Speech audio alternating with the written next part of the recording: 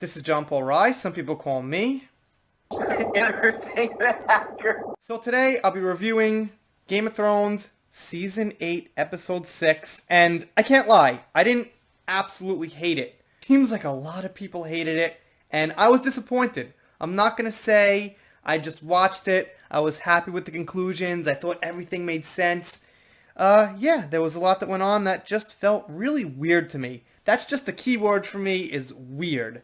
But I did like a few things that happened. I don't think the whole thing was terrible. However, there were some really weird logic choices that are going to go unexplained, I guess, until someone tries to explain them, but they're going to be real tough to explain.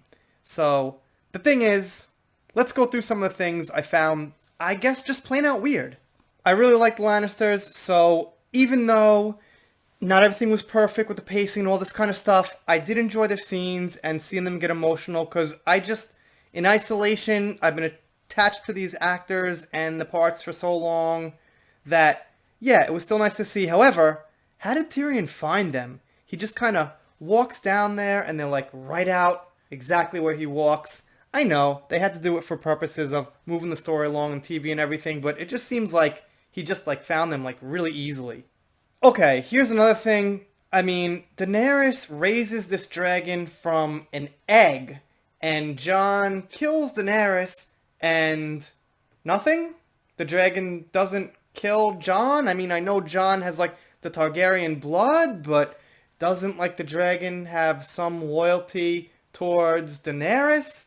I mean, right here, I'm thinking, okay, Jon's gonna get it from this dragon, but I guess the dragon just melts the Iron Throne as if he kind of somehow knows about what it symbolizes. I did find that scene cool, but I don't know. It just felt like, how did the dragon know? I mean, I should say Jakaris, but, how did the dragon know? I thought he was going to kill Jon, and I just don't really see how the logic plays in here. I guess we'll have some explanation somehow from someone somewhere, but yeah, I don't know. I just found the whole scene to be a little weird how the Jakaris comes and just is like, okay, you killed Daenerys. I'm pissed. See you later.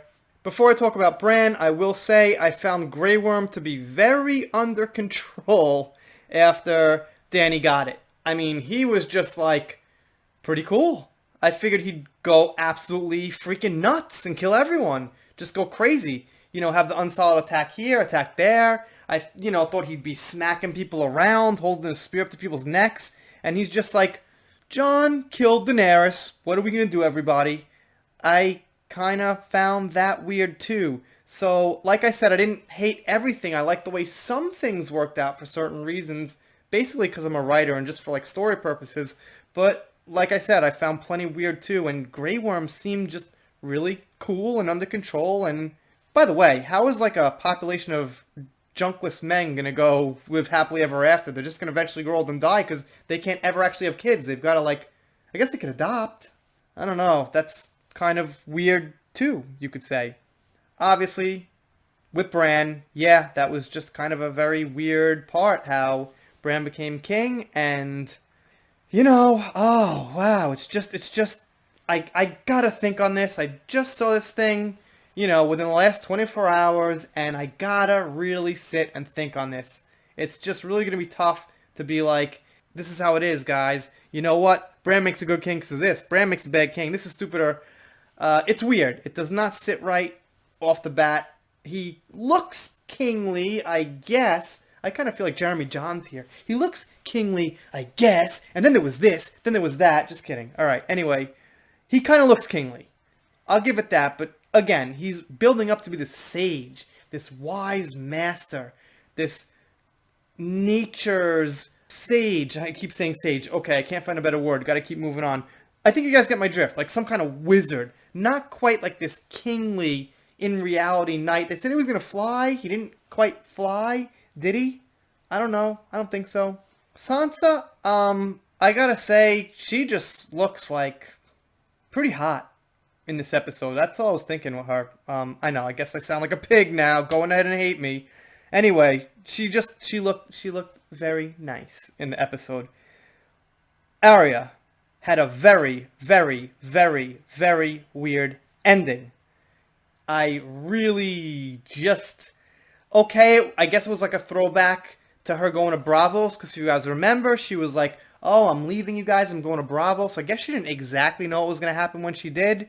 So if you remember way back, I think it was season 4, end of season 4 or 5, something like that, maybe end of season 4, she went to Bravos. So maybe it was like kind of in character considering that, but she kind of made her way back to Westeros. She meets someone she had already known from Westeros, Jack and Hagar, and this time was just like, oh, I'm gonna go explore the wild, wild, unexplored West, guys.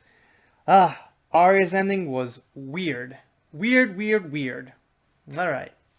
There she is. There it is. It's weird. She doesn't look as nice as Sansa. She looks kind of cool, but, you know.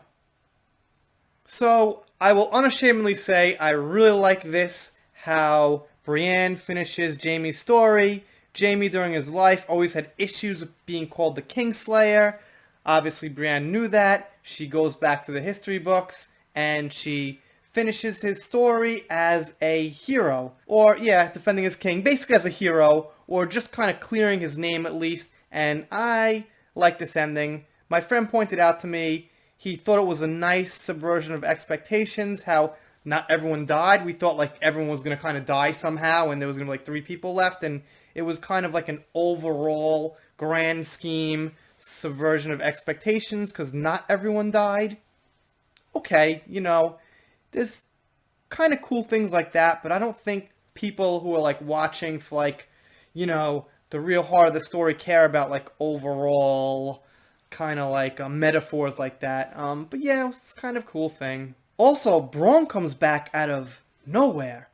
Braun came in that one scene, was like, I'm gonna kill you sons of bitches if you know, don't give me what I want. Cracks Tyrion in the nose. Next scene, I'm on the King's Council. I'm the Master of Coin. Think you ended up being the Master of Coin, right? That's cool. You know, no big deal. Just, don't punch me in the face this time or anything. I guess Lannister always pays his debts, and he ends up actually paying Braun double what he promised in the end, and we have that whole throwback to Season 1, where they meet each other.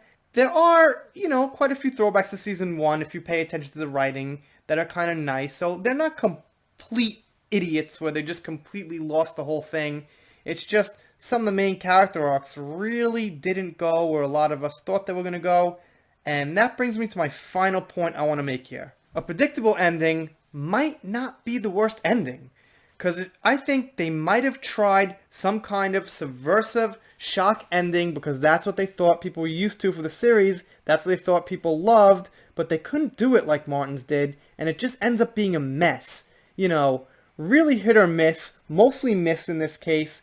And I'm thinking, damn, if you write a story, you got some entertainment, it might be okay to go with a somewhat predictable ending. And a lot of people are going to be happy and satisfied with that. And I don't think there's anything wrong with that. I think we learned a lesson here from Game of Thrones that going with some somewhat shock value, risky, divisive, whatever you want to say, ending might not end so good as far as popularity and overall sales and health of the franchise moving forward. So that's just what came to mind after thinking about all this Game of Thrones stuff for the last, you know, month or two. So maybe to some people it seems like I kind of have a little bit of a lighthearted attitude, like I kind of like this, kind of don't like this. I'm using the word weird a lot instead of the word hate, disappointed, can't stand it. Because for me personally, this is Game of Thrones. Game of Thrones is right here. It's upside down, but you get the drift. Game of Thrones is right here. These are the books. This is what I really came to love. I did see the show first, but just the first episode. Then I read all the books, probably before season 1 was over. Maybe, you know, probably by the time season 1 was over. And the picture for the characters I got from the books is totally different than the ones in the show. Some closer than others, but totally different. Like, Brienne is very ugly in the book. She's just a very ugly, big, brutal, badass woman. And Gwendolyn Christie's big, but she's still feminine. She's still a woman. Brienne is not quite like that. Arya also is supposed to be very ugly. She's supposed to have kind of a big nose. They call her Horseface Arya. And she's not like kind of a cute little girl with a cute voice. And like I said, a lot of the characters are just totally different. Jon Snow seems to me a little bit more sleek and I don't know, he's not like this kind of tough guy. He's more of like an agile fighter, where Jon Snow is a little more tougher. So, but some of them match up pretty well. I think Jaime Lannister and the Lannisters, aside from Tyrion, who is a complete disfigured wreck, I think Jaime and Cersei are pretty close. Daenerys, aside from the hair color, basically. Anyway, the point is, this is Game of Thrones to me, and when I realized that, then, I started taking the show a little bit more lightly, and that's it. But I understand complaints, and I think they screwed up a lot. Pacing issues, rushed scenes, although a lot of it did look really nice. As you can see, I'm just really torn here. I'm just really in the middle. I don't love it, I don't hate it. It is what it is, and I understand complaints. I'm not defending it. It's actually causing me to ramble right now. Alright, I'm going to end it here. You guys let me know what you thought of that episode down below. I have a pretty good idea already. I'm doing shout-outs, special thanks, things like that. See you next time.